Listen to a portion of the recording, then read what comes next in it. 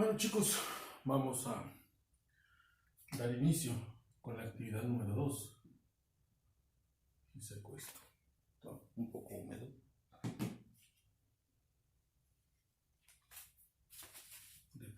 Acabo de borrar. Bueno. En este momento, pues, estamos viendo pues la introducción a las temáticas que vamos a dar. Son temáticas por el momento meramente teóricas. Eso no significa que todo el curso va a ser así. Les garantizo que la teoría es lo que menos me gusta, pero bueno, tenemos que verla. Bueno, entonces vimos lo que era el átomo, la historia del átomo, a los alquimistas, las teorías atomistas, elementistas. Bien, vamos a continuar con un poquito de teoría, un poquito de historia para sentar las bases de lo que vamos a ver. Quiero que veamos cuál ha sido el desarrollo histórico de los modelos atómicos. ¿Cuáles han sido los diferentes modelos atómicos con los que se ha tratado de explicar la naturaleza de la materia? Ha habido varios, por citar algunos: el modelo atómico de Dalton, el modelo atómico de Thomson, el modelo atómico de Rutherford, el modelo atómico de Bohr, el modelo atómico de Sommerfeld. ¿Sí? ¿Qué dice cada uno de ellos? ¿Qué plantea cada uno de ellos? Cada uno de esos científicos, ¿cómo conceptualizaba el átomo? Porque cada uno tenía una idea diferente. Un modelo atómico es una representación, cómo cada uno de ellos representaba el átomo. Entonces, de estos, pues quiero que en un cuadro,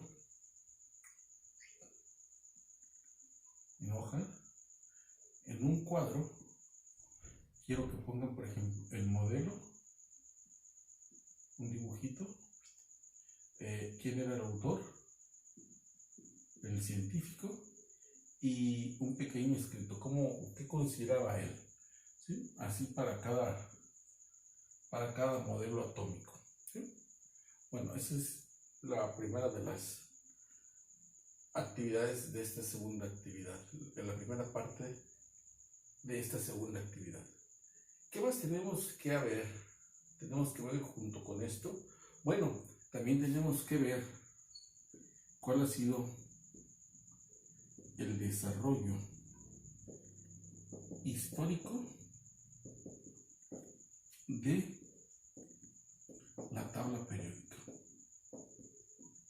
Ya empezando a ver un poquito aquí de lo que nos interesa. ¿Cuáles han sido las diferentes tablas periódicas que han existido? No necesariamente tablas periódicas, las diferentes formas de agrupar a los elementos, porque no siempre se habló de tablas periódicas, pero sí de cómo agrupar elementos. Por ejemplo, se hablaba en un momento de triadas. Otro científico propuso que en vez de que fueran grupos de 3 para que fueran triadas, él proponía que se formaran grupos de 8, les llamaba octavas. Ya después hubo los primeros intentos de establecer una tabla periódica con Mendeleev. Hubo tablas periódicas alternativas, no planas. Hubo una tabla periódica circular, la tabla periódica de Charles-Curtis,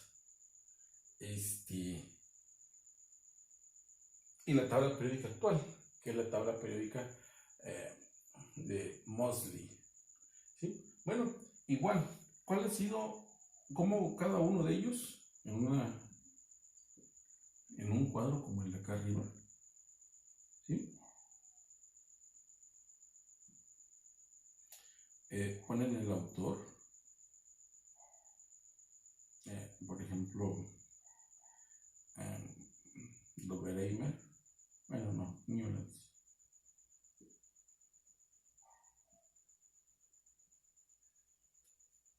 Y antes hubo otros intentos de Dalton de organizar tabla periódica, pero bueno, vamos a hablar primero de Newlands. Newlands, ¿qué consideraba? ¿De qué hablaba él? Pues él hablaba de triadas. ¿Y qué decía de las triadas? Después nos vamos con Dobereimer. Igual, Dobereimer, ¿qué consideraba? Bueno, él consideraba las octavas. Mendeleev, ¿qué decía Mendeleev? Charcot-Taze, ¿qué decía Charcot-Taze? Y así cada uno de ellos. Quiero que vayamos viendo pues el desarrollo de la tabla periódica, el desarrollo histórico de la tabla periódica, cómo se han tratado de representar a los elementos, porque fíjense, hablando históricamente, los elementos no siempre se han representado con letras. Por ejemplo, en la actualidad, bueno, el oro, en la actualidad su símbolo, el AU, pero no siempre se representó el oro con AU o el hidrógeno.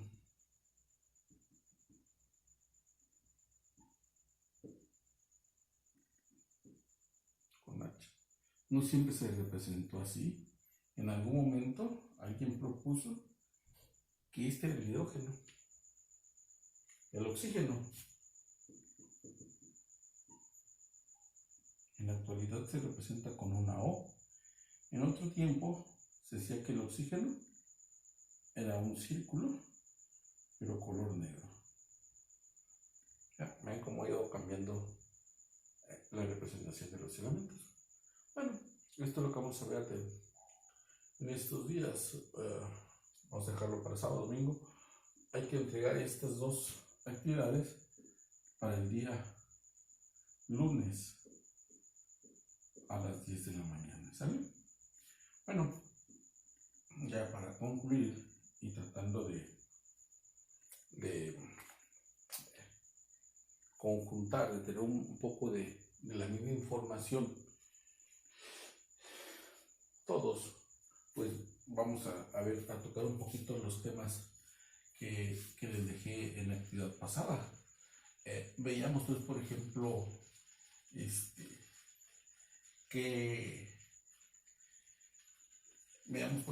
lo de átomo y elemento. Bueno, vean por ejemplo cómo esa palabra átomo, o que en la actualidad seguimos utilizando, y que alguien diría, la palabra átomo es moderno, es de vanguardia. Pues si ustedes investigaron bien, se habrán dado cuenta que la palabra átomo proviene desde el siglo III antes de Cristo. ¿Sí? Y que hubo una lucha intelectual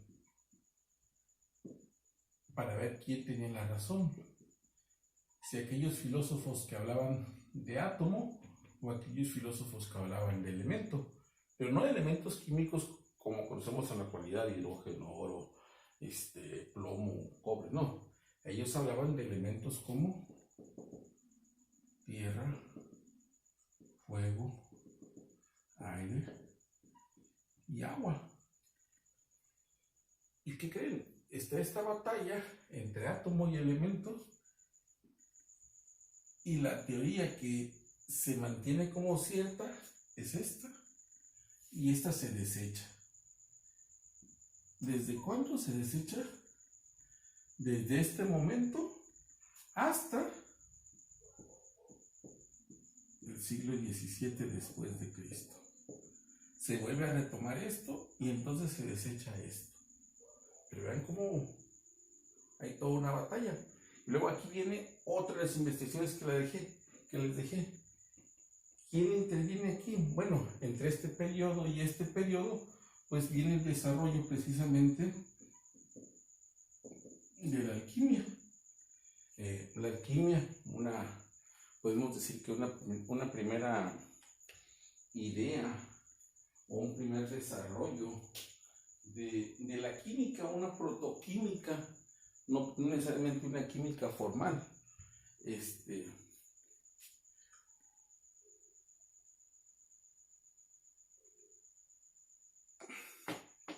pero que tenía ciertos elementos de magia, ciertos elementos de ciencia, y que buscaba puntos particulares, la fuente de la vida eterna, no sé, ahorita no recuerdo cuáles otros, pero otro de sus grandes búsquedas era la transmutación de los elementos, convertir un elemento en otro, ¿sí? Y precisamente en esa transmutación interviene el otro personaje que les dejé la investigación, ¿verdad? Les dejé una investigación átomo contra elemento. La otra que les dejé fue la de la alquimia, qué pasaba con la alquimia, qué buscaba la alquimia, qué era la alquimia. Y la tercera era, ¿qué onda con Lavoisier? ¿Sí? Lavoisier era un alquimista, era un abogado, hijo de un abogado, que siempre le gustó la alquimia, pero el papá pues le decía que tenía que tener una profesión. Entonces él decide ser abogado en la Francia del siglo XVII, Renacimiento, y cuando se gradúa, él empieza a trabajar como recaudador de rentas del rey, y pues cuando viene la Revolución Francesa en el siglo XVII, pues lo primero que hacen es matar al que les quita el dinero. ¿Quién era el que les quitaba el dinero? El recaudador de rentas, que era Lavoisier. Y Lavoisier en sus tiempos libres él practicaba la alquimia. Y él, fíjense, desecha esta teoría, pero por error. ¿Por qué? Porque él decía que él podía transmutar el agua en tierra. Y buscando demostrar eso, desecha esta teoría y hace que ésta empiece a tomar forma. Y de hecho, casi todos conocemos a Lavoisier por una frase que se le atribuye a él, que él jamás dijo. Casi todos conocemos a Lavoisier por aquella frase de que dice: la materia no se crea ni se destruye, solo se transforma.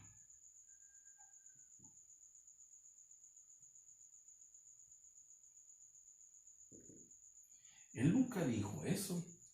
Lavoisier, tratando, les decía, de demostrar la transmutación de agua en tierra, él menciona algo así dentro de sus observaciones de querer transformar el agua en tierra. Él dice: la suma de los pesos de los productos iniciales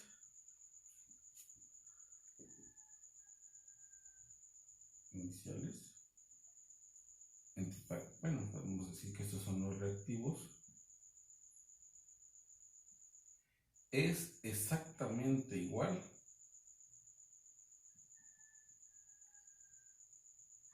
a la suma de los pesos de los productos finales.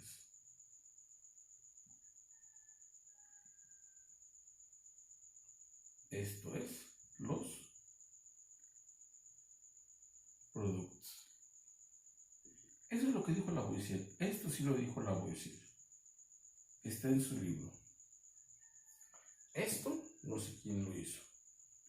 Y si ustedes se fijan, el principal aporte de Lavoisier, queriendo demostrar eso y que realmente lo refutó, realmente lo principal que hace Lavoisier es introducir algo que es el pesar, el utilizar medidas de peso. ¿Por qué? Porque cuando se hablaba de alquimia, decían hay que poner un puñito de sal, o un poco de azúcar, o una pizca de tal cosa.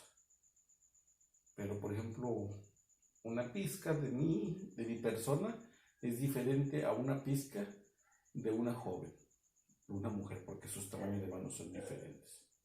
O un poco de, bueno, si yo les digo un poco de azúcar, para mí un poco de azúcar, como yo tomo el café sin azúcar, un poco de azúcar es nada. En cambio, para alguien que toma mucho azúcar, un poco de azúcar es una cucharada o 2 cucharadas, para él es poco. ¿Sí?